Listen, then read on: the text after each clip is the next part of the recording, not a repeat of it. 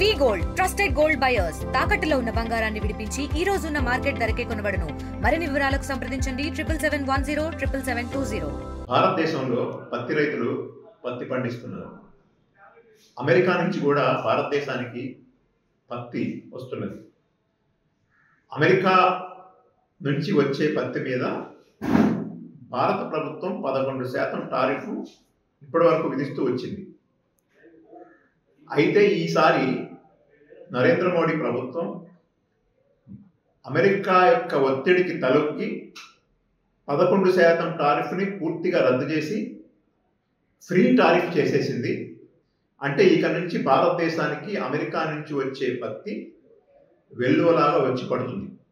ఈ 11% టారిఫ్ ఉన్నప్పుడే పోయిన సంవత్సరం 10,000 కోట్ల రూపాయల పత్తి భారతదేశానికి వచ్చింది.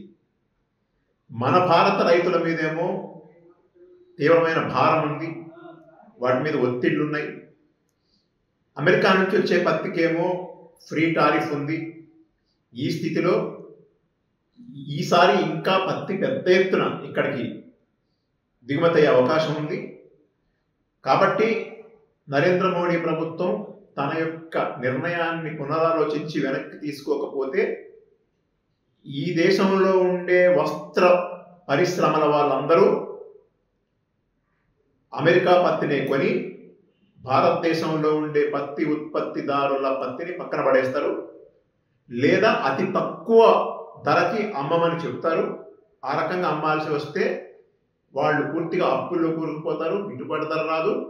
Already cotton corporation of India ఆ పత్తిని గిట్టుబాటు ధరకి కొనుగోలు చేయటం అనేది లేదు. కేవలం 15% పత్తి మాత్రమే కాటన్ కార్పొరేషన్ ఆఫ్ ఇండియా కొంటుంది. మిగతా పత్తి మొత్తాన్ని కూడా మధ్య దళారులకి భారత పత్తి రైతాంగం అమ్ముకుంటున్నారు.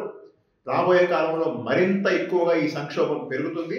కాబట్టి భారతదేశ వ్యవసాయ రంగాన్ని, భారతదేశ పత్తి రైతుల్ని కాపాడాలి, వాళ్ళ ఇంట్రెస్ట్ని నిలబెట్టాలి. వాళ్ళు రాబోయే కాలంలో పెద్ద ఎత్తున ఆత్మహత్యలకి బలయ్యే పరిస్థితి తీసుకురాకుండా ఉండాలంటే భారత ప్రభుత్వం వెంటనే అమెరికా మీద యథావిధిగా 11% సుంకాన్ని కొనసాగిస్తూ దాన్ని ఇంకా 15% పెంచినట్లయితే, ఇక్కడున్న రైతాంగానికి గిట్టుబాటు ధరల గ్యారంటీ ఇచ్చినట్లయితే ఈ పత్తి రైతులు బతికే అవకాశం ఉంది.